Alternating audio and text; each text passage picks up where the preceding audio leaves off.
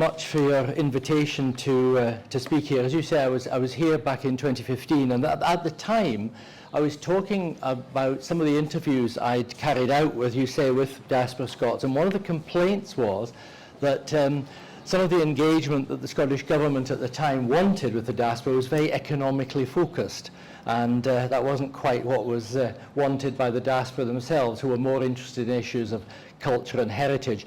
And it's interesting that I think now the Scottish Government's policies are shifting, and Chris has already mentioned that. I think the policy that Chris is talking about that is to be launched is based in large part on research which my colleague Murray Leith and myself carried out for the Scottish Government last year. And so that's really what I want to talk about. Talk a bit about our recommendations and conclusions. And then if Chris wants to come back, I don't know if you've got anything else to say about the actual launch, then you can do that. I'm going to see if this... Dr. Sim, at the risk of being rude, there's a lot of traffic and heavy trucks, and we don't want to miss what you're saying. Okay, is that better? If I stand a bit closer?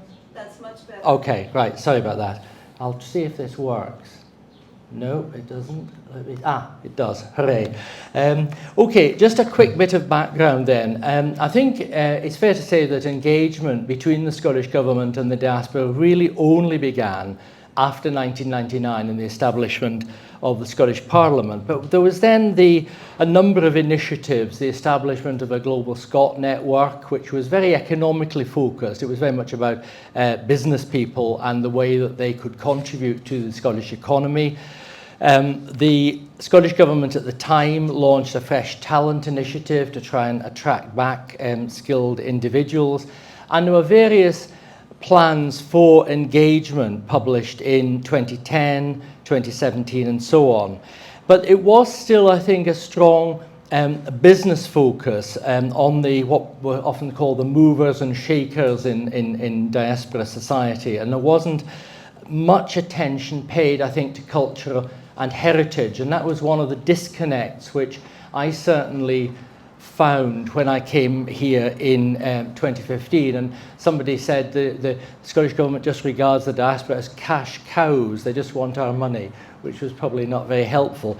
And there was sometimes a rather dismissive approach to the diaspora. And one previous Scottish Government minister, who shall remain nameless, simply dismissed the diaspora as all Braveheart, Brigadoon and bagpipes, which was, as I say, rather a dismissive approach. Does that... hang on. Am I aiming? There we are. So there's a greater recognition, I think, of the need to widen the policy focus, and that now, I think, has happened. And the programme for government in 2021-22, the Scottish Government's programme had a much stronger international focus. It talked about attracting in migrants, encouraging EU citizens to stay in Scotland. This, of course, post-Brexit, post the UK departure from the EU. It was about strengthening Scottish presence abroad, talked about the world-class Scottish cultural scene and tourism, heritage, etc. And very much about expanding work with the various diaspora networks right across the globe. So it was very much reflecting a need to move forward strongly after COVID, when things, as Chris said earlier, were beginning to get back to some form of normality. And after our withdrawal from the European Union. So this included research to establish what a successful diaspora strategy might look like. And we at the University of the West of Scotland were commissioned by the Scottish Government to carry out that research last year. So So the aims of the research were to build on previous work. We were asked to do some qualitative work with various stakeholders in other countries, to talk to key stakeholders in Scotland involved in diaspora engagement, Scottish diaspora groups elsewhere, including the St Andrews Society here in Washington was one of the groups that we spoke to, and then to analyse the evidence that we gathered, and hopefully then leading to recommendations and some priorities. So when we were looking at what other countries do, we looked at some comparative case studies. One was Canada. This was in conjunction with the Scottish Government themselves. We didn't just pluck these out of the air. One was Canada, partly because it had a very large Scottish diaspora within it, but we were interested to know whether Canada itself had much of a diaspora policy for its own citizens. In fact, we found they didn't really. They tended to see themselves more as a country of immigrants rather than people moving abroad.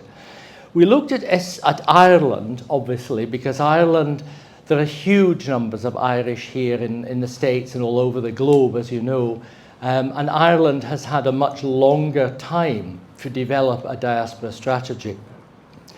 We looked at Estonia. It might not be an obvious country, but Estonia has actually developed, a bit like Scotland, it wasn't able to develop a strategy for engaging with its diaspora until it became independent after the collapse of the Soviet Union.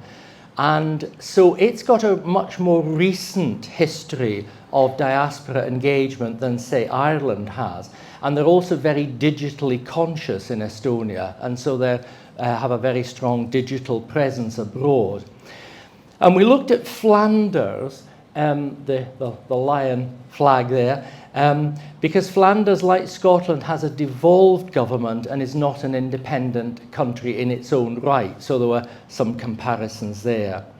And so having developed some topic guides, we then conducted a whole series of online interviews with representatives from those case studies, Scottish Government officials and so on, and then a whole series of focus groups in which we looked at different types of diaspora. And Chris has already mentioned how there are some members who are born here, some who are, if you like, have ancestral links and so on. And so just a word as to how the categories have often been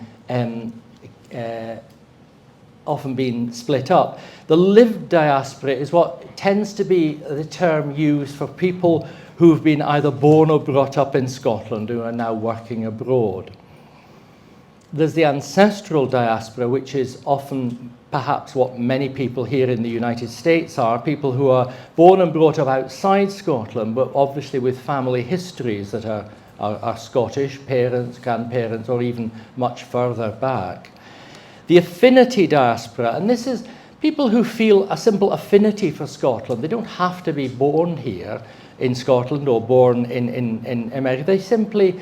They have an affinity through marriage, through friendship, perhaps through taking part in various activities, dancing, music, piping, whatever it may be. And increasingly, I think we're aware of the alumni diaspora, people who have studied in Scotland, and as a result of that, they feel that very strong connection. So really, I want to rattle through our summary of our findings and recommendations. I'm conscious of time and I don't want to take too long. Okay, right.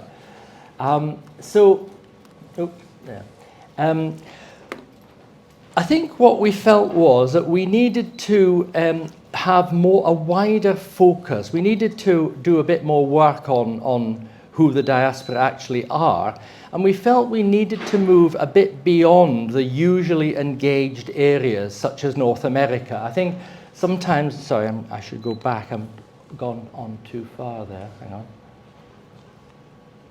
That's not going back, is it? There we are. Yeah, sorry. I mean, there's the New York Tartan Day Parade, and that's, I think, what many people associate with the diaspora engagement, whereas actually, of course, there are a whole lot of areas around the world where there are a lot of Scots, not just in North America.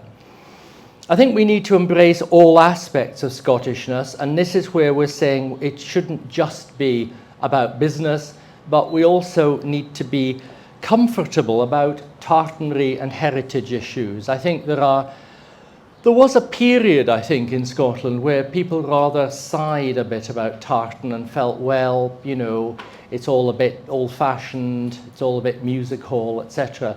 But I think people have now embraced tartan more than they did, and I certainly at my university, it's commonplace now for guys to wear kilts when they graduate or when they get married or whatever it may be. A big issue, of course, is that diaspora engagement needs resources, and of course that's probably the big issue for the Scottish Government, I'm sure. Where is the money to do all of this? And I think we need to coordinate, organise better. And one of the things we felt was that there needed to be greater clarity as to where responsibility for diaspora engagement sits within the Scottish Government. Just as an experiment, I mean, if you actually go to Google and you try Googling Ireland diaspora, it takes you straight into the Irish Foreign Affairs Office and the diaspora web pages, and so you can then navigate your way through all the various things that the Irish government is doing on diaspora. If you do the same and do Scotland diaspora, you get a real mix of things, including, I was surprised, a link to our own research, which wasn't quite what I was looking for. So it's not always clear, I think, when people are Googling to find out more about the diaspora connections, it's not always clear where to go. So it's increasingly urgent to develop a policy and particularly to talk about diaspora in all categorizations and locations. Now, it's interesting that Chris talked about the fact that the audience is very largely white. This gentleman at the top, who won't be, I guess, familiar to you, his name's Graham Campbell, fine Scottish name, and Graham Campbell is a councillor on Glasgow City Council. But as you can see by his appearance and the colours of his hat, his background is in the Caribbean. And that's one of the first things I think that we need to recognise, is that there is a huge black Scottish diaspora within the Caribbean, within the southern states of America. But of course, a lot of the links there, and the reason that a lot of these people have Scottish names, is because they took the names of their slave owners, their plantation owners. So the connection which Scotland has with these people is a tricky one.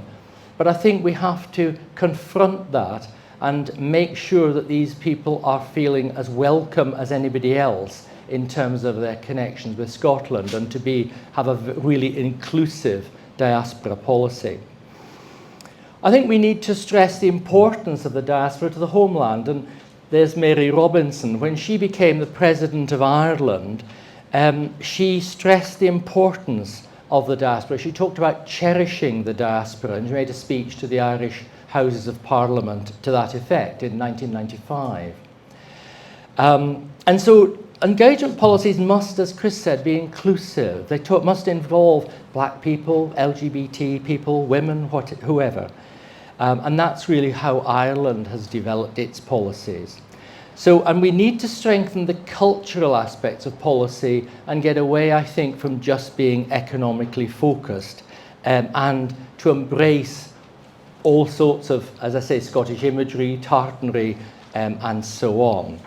So that's the first element of our recommendations. I keep doing this. There. Resources are key, and we think that early discussions are needed regarding the funding of a diaspora strategy. We need clarity also, as I've already touched on where responsibility sits within the Scottish Government, and I think a more visible presence is needed. And as I've just said, I think we need a much better web presence. This kind of, which, as I say, you've got the Global Irish page on the Irish Government website, which takes you straight into all sorts of things. And I think we could have a much better digital presence and a digital gateway for people looking to engage with Scotland. Flanders is very good at using email lists, directories of diaspora groups, social media, etc. Estonia has a very strong digital presence. So there are lots of examples in other places that Scotland could usefully copy, I think, to engage better with its diaspora. This never quite worked. There we are.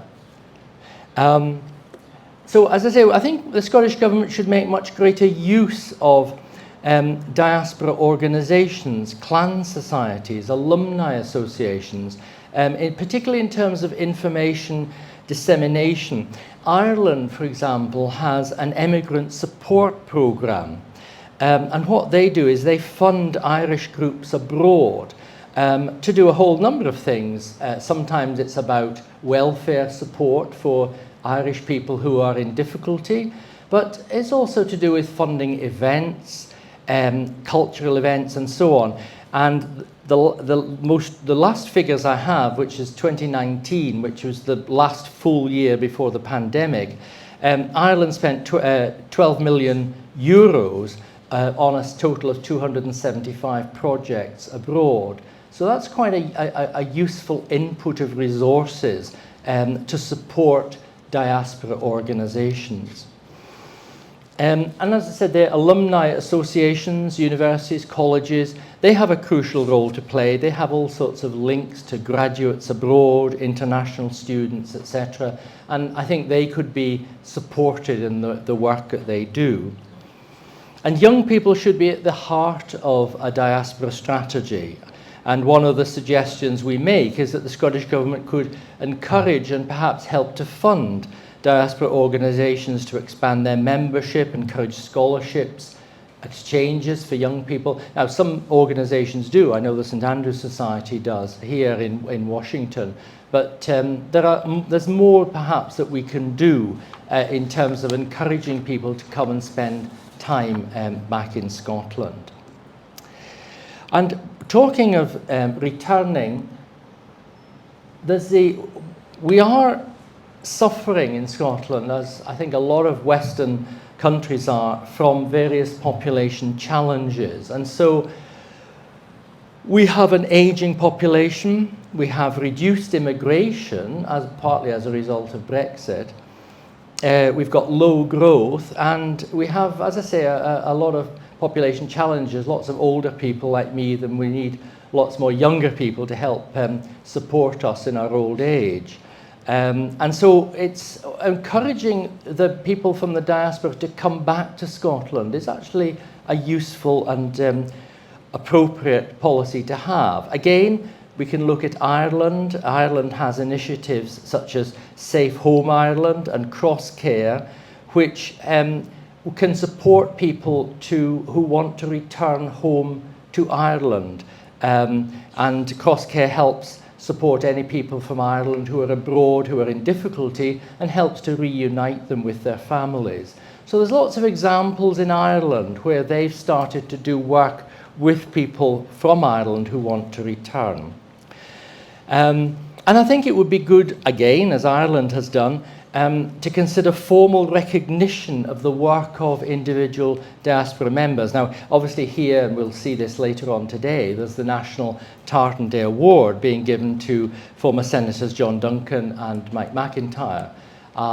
But Ireland has the Presidential Distinguished Service Award for the Irish abroad, and that might not be a bad idea for the Scottish Government perhaps to emulate. So moving on, just lastly, some diaspora initiatives. Obviously, the Global Scots are really important. The business network, which is represented by Global Scots, is really important. But I think we need to have a much greater cultural focus in our policies, not least to build on things like the Edinburgh Festival, Celtic Connections. I mean, the very word connections, you know, if you go to Celtic Connections, the music festival in Glasgow in January, it's full of people who are from the diaspora bringing their music back to Scotland.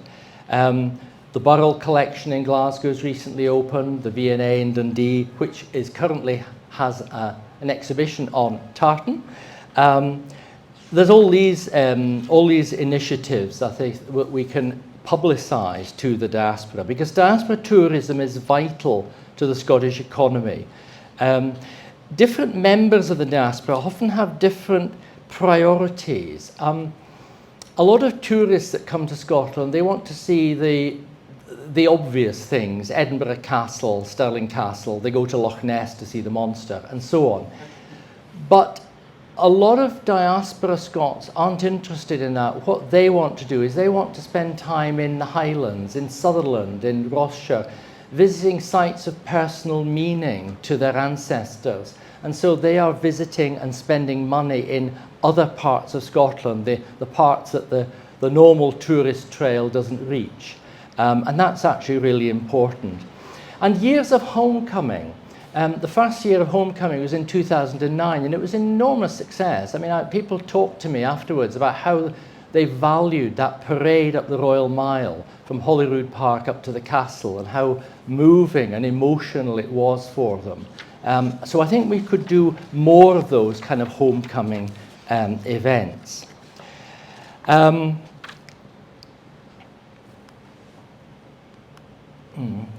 get this there.